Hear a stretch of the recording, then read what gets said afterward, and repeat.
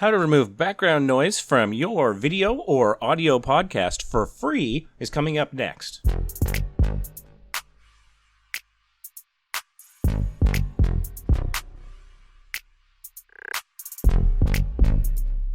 So you've got a piece of audio that has some noise on it.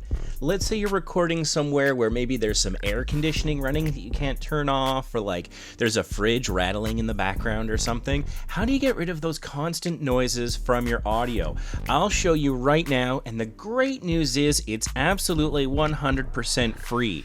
We're going to be using a free piece of software here called Audacity. I'll have a link in the description so you can go find it and download it. Super easy. And just with a few clicks, you can remove noise from your audio. So whether it's a YouTube video and maybe you captured the audio separately, or maybe you have an audio podcast like I do, the Vacation Impossible podcast, I have to get the plug in there, you might have some background noise that you need to remove. So looking at the waveform here, you can see on the left-hand side, there are these little squiggles that are pretty constant throughout the sound file. That's your background noise. That's when I was not talking. So one of the things that you're going to want to do to address background noise is at the recording stage. You're going to want to take about 5 seconds where you're not talking or making any noise, so that you can just capture the ambient sounds of the room. Maybe it's a fan, air conditioner, refrigerator, something like that that's constantly making noise. And when you have 5 seconds of that sound isolated, you can then use Audacity to remove it from the entirety of the clip without removing any of the sounds that you want, like you're talking. So you're going to want to go ahead and highlight with your mouse the first 5 seconds of sound where there is no talking at all. Then at the top, towards the right of the menu, there's the Effect option. If you click on that, and around the middle of those options is noise reduction, which is what we're going to be doing today, removing some noise. So as you can see here, this is a two-step process. So now we are in step 1. You see it says Get Noise Profile. What this is doing is it's taking the 5 seconds of relative silence that you've selected, and it is analyzing it to get the profile of that background noise so that in the next step, we can remove it. So you're going to want to click Get Noise Profile. Next, you're going to want to select your entire audio clip. You can do this very easily on a Windows computer by pressing Control-A at the same time, and it will select your entire timeline as I've done here. Then, you're going to want to go back to that Effect Noise Reduction menu. Now it's time for step 2. All you have to do is click OK here. It will then remove the background noise from the entirety of the clip. A couple of things to note about this. 1, this may take some time. In my sample clip here, this is actually my introduction to this video that you heard at the very beginning, after I reduced the noise. So this only runs about 12.5 seconds. But if you have a longer recording, for example, my audio podcast often runs in the neighborhood of 90 minutes. It might take a little while to process the noise reduction, so you'll get a progress bar if that happens. The other thing you might notice here is there is a couple little squiggles that didn't get completely eliminated. Yes, the majority of those little squiggles are gone, but there's a couple little things that didn't get taken away. Now what that is those are intermittent sounds. Those are sounds that only happened for a moment one time during that 5 seconds of silence. So this does not remove those sorts of intermittent sounds, like if a fire truck is going down the street or a baby starts crying. This isn't for that. It can't remove those sorts of sounds. This is those constant hums and fans and, things like that. Like maybe your computer makes a bit of noise when it's running and you're trying to record yourself and you're also picking up that computer sound. It's those sorts of constant sounds that it's very good at removing, and that's what we've done here. So the next thing you're probably going to want to do is delete all of those periods of time where you weren't actually speaking. So we have that 5 seconds at the beginning here that we recorded that was just room noise, ambient room sounds. So I'll select that with my mouse, and then I'll just press the delete key on my keyboard, or if you prefer, you can click edit and delete from the menu inside Audacity if you're more of a mouse person than a keyboard shortcut person. Whatever works for you. Now that you've got your audio clip with the noise reduced and it's edited down to just what you want to use, now it's time to save this file. Now, what I recommend doing is saving this as another copy, so you keep the original audio just in case something goes weird. Now, in years of recording audio and reducing noise using Audacity, I think only once have I ever had to go back to the original because something went a little hinky.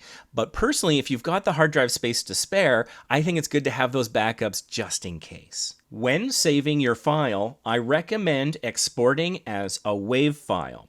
Now, this will take up more space on your hard drive, but when it comes to sound, that's not really huge. Video files are enormous, especially when you compare them to sound files, which are relatively small.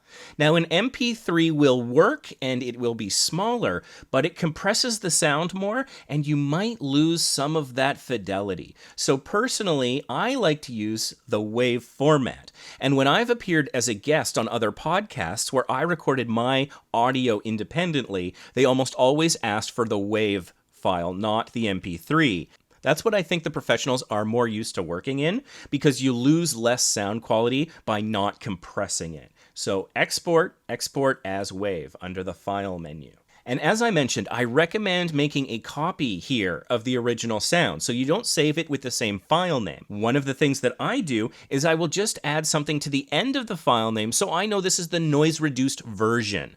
Sometimes I type out noise reduced, sometimes I just put NR for short, and then I save this as another copy. When you go to export, whether you're exporting as an MP3 or a WAV file, you will get this pop-up about editing metadata tags. This is probably a step you can just click OK on without worrying about it all, because this is your audio file that you're then probably going to do more editing on. This is not the finished product. This is an intermediary step. So having metadata on that has limited value. It's not going to be carried forward to the final finished product.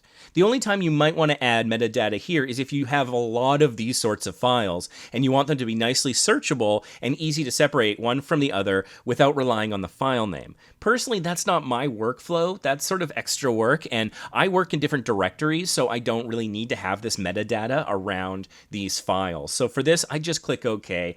It's not worth my time. Also, as you can see, in the bottom left-hand corner of this dialog box, there's the option, the checkbox, that says, don't show this when exporting audio. So if you never want to see this again, give that a check, click OK, and then just move on with your life. And that is it. It is just that easy. Just a few clicks and you can remove constant background noise from your audio, whether it's from a YouTube video that you're working on or an audio podcast that you publish, or in my case, I do it for both.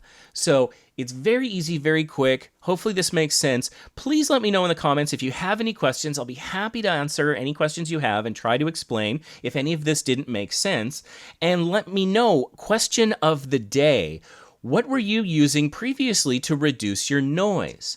I know that there's a function in Adobe Premiere Pro called low pass and high pass that can sometimes work for reducing certain frequencies of sound. We'll probably do a tutorial about that in the future. Is that something you use? Are you using a different program? Or were you just putting up with these background noises? Now, hopefully, with this little trick in your pocket, you can record practically anywhere, and if there's a constant noise like air conditioning that you don't control, you can very easily remove it. Thanks so much for watching this tutorial. I hope it helps you have better sound quality in the future. Study after study has shown that the #1 reason someone will click off of a YouTube video is bad audio. So it's really important to concentrate on the quality of the audio that you have on your YouTube videos if you want to have that audience retention and get that watch time up. So thanks so much for watching. Make sure you check out some of the awesome videos on this channel. We've got a bunch of TubeBuddy tutorials. TubeBuddy is an amazing tool. It's something I use every single day. I can't recommend it enough. We show you how to get the most out of it. Go check those out. We got a trilogy of videos about SEO, search engine optimization, that'll bring in the views. We've got a video about how to get your first 1,000 or your second 1,000 subscribers. A lot of great stuff. So make sure you subscribe to the channel and set your notifications to all, because we often go live with not a lot of notice where we do free channel reviews, free 30-minute channel reviews. But in order to get your channel review for free, you got to join us in chat early so we can get to your requests before we run out of time. We always have more requests than we've got time, so to make sure you get your free channel review, have notifications on, set to all, click that bell, and hopefully we'll see you there. So thank you so much for watching this video. We'll see you in the next video, or perhaps the next live stream.